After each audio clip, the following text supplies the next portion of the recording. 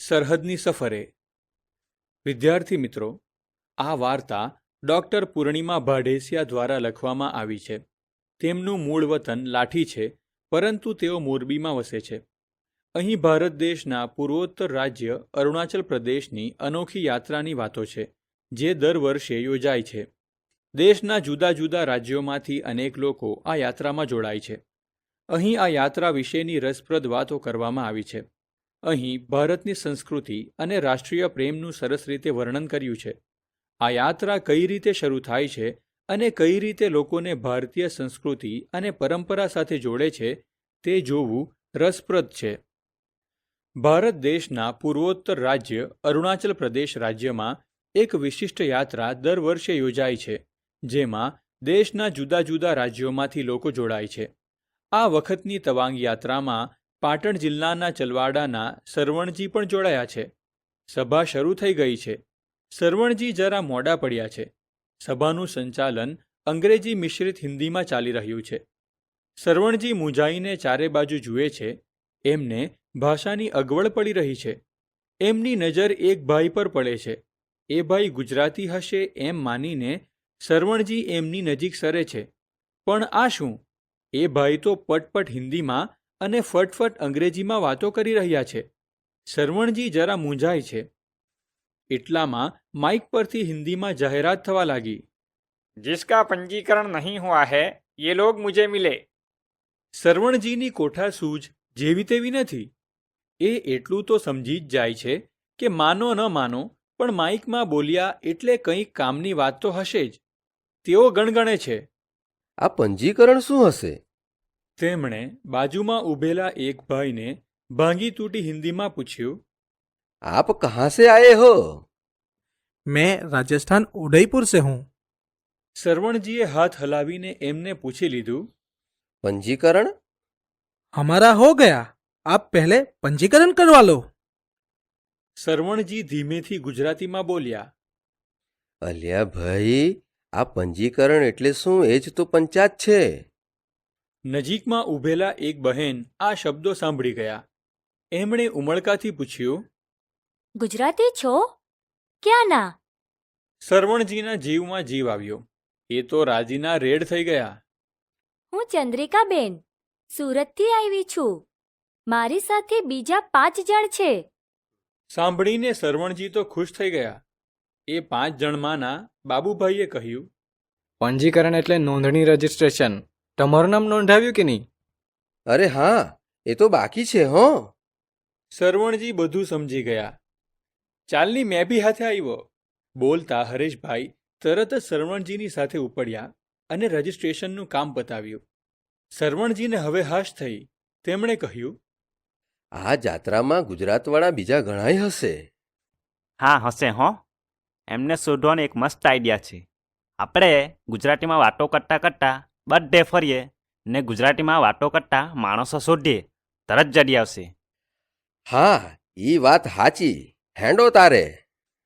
સરવણજીને વિચાર ગમ્યો. બંને નીકળ્યા. એમના અચરજ વચ્ચે તેમને સૌથી પહેલા ભાવનગર તરફથી આવેલા જયદીપ અને ધરતીબેન મળ્યા. અરે, પેલા હિન્દી ને અંગ્રેજી બોલનારા ભાઈ જેમને સરવણજીએ ગુજરાતી ધાર્યા હતા તે ખરેખર ગુજરાતી નીકળ્યા. એ મોરબીના ડૉક્ટર જયંતિભાઈ હતા. ભોજન લેવાઈ ગયું ત્યાં સુધીમાં તો ગુજરાતના 25 જણ એકઠા થઈ ગયા. જ્યાં જ્યાં વસે ગુજરાતી ત્યાં સદાકાળ ગુજરાત. એ પંક્તિ થોડા ફેરફાર સાથે સાચી પડી કે જ્યાં ને જ્યારે મળે ગુજરાતી ત્યાં સદાકાળ ગુજરાત. પછી તો એયને વાતોના તડાકાને ભડાકા. સુરેન્દ્રનગરના ભાઈલાલભાઈએ નારાજગી સાથે કહ્યું. તમે જોયું? સાંસ્કૃતિક કાર્યક્રમમાં કેટલાક પ્રદેશોના કાર્યક્રમો થયા, પણ ગુજરાતના ગરબા તો રજૂ ન થયા. મને લાગે છે કે ઉત્તર પૂર્વના રાજ્યોના લોકનૃત્યો હતા, પણ આપણે 30 જણા છીએ. હવે 3 દિવસમાં બધાને ગરબે ગુમાવીએ તો જ ખરા. ત્યાં કચ્છથી આવેલા હસમુખભાઈએ જરા કંટાળીને કહ્યું. इनथे रोधोप खाधे में ठान पायो इंजी गाल करियो. એમની જેમ બીજા પણ 2-4 જણા ફરિયાદ કરી રહ્યા. એમ ભૂખ્યા નિમાણા થાવમાં હું ભાવનગરી ગાંઠિયા લાવી છું અભી હાલ જ લઈ આવું. એ હંધાઈ ખાઓ. પ્રવાસમાં જેની પાસે નાસ્તો ન હોય એને ગુજરાતી ન કહેવાય. મારી પાસે થેપલા મરચાં અને અઠાણું છે. થોડીક વારમાં સુરતની ઘારી, વડોદરાનો લીલો ચેવડો, ખંભાતનું હલવાસન, કચ્છની ખાજલી, પાટણના દેવડા આવી ગયા. સૌએ હોંશે હોંશે પેટ ભરીને નાસ્તો કર્યો. ઊંચો ગઢ ગિરનાર વાદળથી વાતું કરે. એ દુહો ભરતભાઈ જરા હળવાશના મૂડમાં આવીને ગણગણવા માંડ્યા. ડૉક્ટર જયંતિભાઈના ધ્યાનમાં આવ્યા વિના ન રહ્યું. વાહ ભરતભાઈ, કંઈક જમાવટ કરો યાર. પછી તો શું હતું, બધા જ ગુજરાતી પ્રવાસીઓ તાપણાની આસપાસ ગોઠવાઈ ગયા. ડૉક્ટર સાહેબે જાણે કે સ્વૈચ્છિક રીતે સંચાલન સ્વીકારી લીધું હોય એમ બોલ્યા. ભરતભાઈ કલાકાર છે, પહેલાં એમને સાંભળીએ. હા, હું તો ગાઈશ જ, પણ એક શરતે. તમારે પણ કંઈક સંભળાવવું પડશે. બધા એમાં સંમત થયા એટલે પછી ચાલ્યો વાતો, ગીતો અને વાર્તાઓનો દોર. ત્યાં વાસણથી આવેલા વિપુલભાઈએ શરવણજીને કહ્યું, તમે પાટણ બાજુનું કંઈક થવા દો ભાઈ.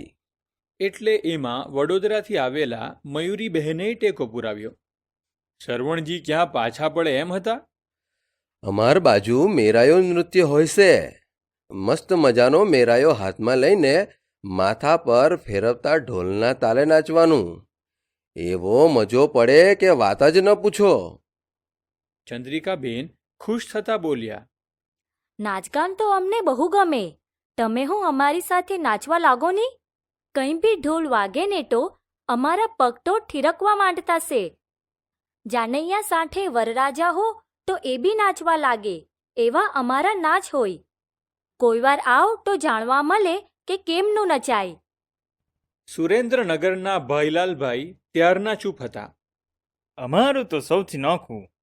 કાઠિયાવાડી અને અમદાવાદી બંને લહેકા અમારી બોલીમાં આવી જાય. ક્યાંક ક્યાંક ઉત્તર ગુજરાતના શબ્દો પણ આવી જાય. ખરી વાત હો. અમારે ને દસાડાને ચ્યાં સેટું છે. સાંજો કચ્છ પાટણથી નજીક હો. રાધનપુરથી આડેસર કટે ડોર હે. વાતોના તડાકા બરાબર જામ્યા હતા. ત્યાં જયદીપભાઈએ સંભારી આપ્યું. આ બધું તો બરાબર, પણ કાલની આ જાત્રા વિશે તો કંઈક વાતો કરો. જયંતિભાઈએ હસીને કહ્યું, હા, એ વાત મુદ્દાની, તો સાંભળો. એક સાથે જ બધા એક કાન થઈ ગયા. ડૉક્ટર જયંતિભાઈએ શરૂ કર્યું. આ યાત્રાનું નામ છે તવાંગ યાત્રા. દર વર્ષે નવેમ્બર માસમાં અસમના ગુવાહાટીથી આ યાત્રા નીકળે છે. આપણે સૌ આજે ગુવાહાટી પહોંચી ગયા છીએ. આ ગુવાહાટી ઘણું જ પુરાતન શહેર છે અને જોવાલાયક છે. અહીં કામાખ્યા દેવીનું વિશ્વવિખ્યાત મંદિર આવેલું છે. શક્તિપીઠ તરીકે ઓળખાય છે એ જ ને? હા, ભારત દેશમાં કુલ 51 શક્તિપીઠો છે. તેમાંની એક આ શક્તિપીઠ છે. હા, બરાબર. જાત્રામાં આગળ બીજું શું જોવાનું આવશે? ગુવાહાટીથી આગળ અસમનું નગર તેજપુર આવે. અહીંનું અગ્નિગઢ મંદિર પણ પૌરાણિક મહત્વ ધરાવે છે. બાણાસુર નામના દાનવનું આ નગર છે. ઓખા હરણમાં આવસ એ બાણાસુર તો નહીં? હા, એ જ. ઓખા બાણાસુરની પુત્રી હતી. શ્રી કૃષ્ણનો પૌત્ર અનિરુદ્ધ ઓખા સાથે પરણેલો. પૂર્વ અને પશ્ચિમનો આ કેવો સંગમ! બરાબર. આગળ પછી ભાલુકપંગ આવતું હશે ને? હા, અરુણાચલ પ્રદેશનું એ પ્રવેશ દ્વાર અને પછી આવે બોમડીલા. ઈસવીસન 1962માં ચીને ભારત પર આક્રમણ કરેલું ત્યારે અહીં સુધી કબજો કરેલો. અહીં બૌદ્ધ મઠો અને ગોમ્પા આકર્ષણનું કેન્દ્ર છે. અને હા, જસવંતગઢની તો વાત જ અનોખી છે. એનો ઇતિહાસ સાંભળીને તો આપણા રૂવાટા ખડા થયા વિના ન રહે. 1962ના ચીનના યુદ્ધ વખતે જશવંતસિંહ નામના એક સૈનિકે સતત 72 કલાક સુધી એકલા હાથે ચીનની સેનાને રોકી રાખી હતી. આ વીરની ગાથા આજે પણ ઘરે ઘરે ગવાય છે. તેમનું સ્મૃતિ મંદિર જ્યાં બનાવ્યું છે તે જ જશવંતગઢ. વાહ, ધન્ય છે એ વીરને. જયંતિભાઈએ વાતને આગળ વધારતા કહ્યું, બીજા એક વીર જોગિંદર બાબા છે, જેમને સરકારે મરણોત્તર પરમવીર ચક્ર એનાયત કર્યો હતો. આમ અરુણાચલમાં તો સ્થળે સ્થળે ભારતીય સૈનિકોની પરાક્રમ ગાથાઓ અંકિત છે. 1962ના યુદ્ધમાં વીરગતિ પામેલા એ સૈનિકોની વીરગાથા દર્શાવતું સ્મારક તવાંગ શહેરમાં છે. યાત્રાળુઓ આ શહીદ સ્મારકની મુલાકાત લઈને ધન્યતા અનુભવે છે. બૌદ્ધ ધર્મની ઝાંખી અહીં સહજ રીતે થાય. છઠ્ઠા દલાઈ લામાનું જન્મસ્થળ પણ અહીં જ છે. તવાંગથી દૂર એક ચટ્ટાન પર દલાઈ લામાના પદચિહ્નો પણ છે. અહીં દૂર દૂરથી અનેક શ્રદ્ધાળુઓ આવે છે. અને હા, શીખ ધર્મના પ્રથમ મહાન ગુરુ નાનક દેવનું આ તપસ્યા સ્થળ પણ છે, જેને નાનક લામા કહે છે. અને એક ખાસ મહત્વની વાત તો રહી જ ગઈ. અહીં યાત્રાના રસ્તે પ્રકૃતિ તો એવી વેરાઈને પડી છે કે તમે જોતા જ રહેશો. અહીં જાંગ વોટરફોલ છે અને શોંગોત શેર લેક છે. એની વાતો લાંબી છે, પણ યાત્રાના આકર્ષણ કેન્દ્ર આ કુદરતી દ્રશ્યોથી તમે ધન્યતા અનુભવશો એ નક્કી છે. આનો મતલબ તો એ જ કે તવાંગ યાત્રા રાષ્ટ્રીય, ધાર્મિક અને પ્રાકૃતિક એમ ત્રણેય દ્રષ્ટિએ અદકેરું મહત્વ ધરાવે છે, ખરું ને? હા, બિલકુલ. જયંતિભાઈ, તમે માહિતી તો એ રીતે આપી કે શીરાની જેમ ગળે ઉતરી ગઈ. પણ હા, એક સવાલ મને થાય છે. અંબાજીથી આવેલા અમૃતભાઈ પહેલીવાર બોલ્યા. તે પૂછી લો ને તમારે. આપણે તો છેક સરહદે જવાનું છે, તો પછી આ યાત્રાને તવાંગ યાત્રા કેમ કહે છે? હા, સરસ પ્રશ્ન છે. આમ તો આ યાત્રા અરુણાચલ પ્રદેશમાં, જ્યાં ભારત, ભૂતાન અને ચીનના કબજામાં તિબેટ છે, એ ત્રણેય દેશની સરહદે આવેલ બુમલા બોર્ડર સુધી નીકળે છે. આ સ્થળ બોર્ડર પર્સનલ મીટિંગ પોઈન્ટ છે. પણ આ યાત્રાનો છેલ્લો પડાવ તવાંગ શહેરમાં હોય છે, તેથી એને તવાંગ તીર્થયાત્રા કહે છે. ઓકે, સમજ્યો. પણ તવાંગ શહેર કેવડું હશે? તવાંગ આશરે 11,000 જેટલી વસ્તી ધરાવતું તવાંગ જિલ્લાનું મુખ્ય મથક છે. આ રાષ્ટ્રીય યાત્રા છે. ભારતભરમાંથી યાત્રાળુઓ આમાં જોડાય છે. આપણે આવ્યા એમ સૌ આગળના દિવસે ગુવાહાટી પહોંચે છે. પછી તો આપણે જાણીએ છીએ કે આયોજકો દ્વારા હોટલમાં ઉતારા અપાય છે. સાંજે તમામ યાત્રાળુઓની એક બેઠક મળે છે. કહો ને કે રાષ્ટ્રીય યાત્રાના પ્રવાસીઓનો સ્વાગત સમારંભ. અહીં ભારતીય સાંસ્કૃતિક પરંપરા અને વારસાને પ્રદર્શિત કરતો કાર્યક્રમ પણ થાય છે. યાત્રાના આયોજક વરિષ્ઠ યજમાનો દેશભરમાંથી આવેલા યાત્રાળુઓને આવકારે છે. અસમના રાજ્યપાલ જેવા મહાનુભાવ પણ સ્વાગત કાર્યક્રમમાં પધારે છે. એક અદ્ભુત મેળાવડો જામે છે. અહીં જુદી જુદી ભાષાઓ, જુદા જુદા પોશાકો, જુદી જુદી પરંપરાઓ ખરી, છતાં કંઈક તો એવું છે કે જે સૌને એક સૂત્રે જોડી રાખે છે. એ બધું આપણે જોયું. હવે તમને મુખ્ય વાત કહું. આ તવાંગ યાત્રાનો એક હેતુ દૂર દૂર સરહદ ઉપર રહેતા લોકોને વિશેષ આત્મીયતા પૂરી પાડી તેમને ભારત સાથે જોડવાનો છે. આ યાત્રામાં યાત્રીઓ સમાન ભાવથી કામાખ્યા દેવી, ભગવાન બુદ્ધ અને ગુરુ નાનક સંબંધિત સ્થળોની યાત્રા કરીને ધન્ય થાય છે. ઈસવીસન 1962માં પરાક્રમ દાખવી વીરગતિ પામેલા સૈનિકોની પરાક્રમ ગાથા સૌ જાણે છે. તવાંગ સ્થિત શહીદ સ્મારકના દર્શન કરે છે. યાત્રિકો સરહદે જઈ ભારત માતાનો જયઘોષ કરે છે. દુનિયાનો છેલ્લો ગુલામ દેશ તિબેટ છે, તેની સ્વતંત્રતાનો સંકલ્પ લે છે. ઈસવીસન 1962માં ચીને હુમલો કરીને ભારતની હજારો ચોરસ કિલોમીટર જમીન પર કબજો કરી લીધો છે. તે ભૂમિની મુક્તિનો પણ સંકલ્પ લે છે. આ સાંભળતા સૌને ધન્યતાની અનુભૂતિ થઈ.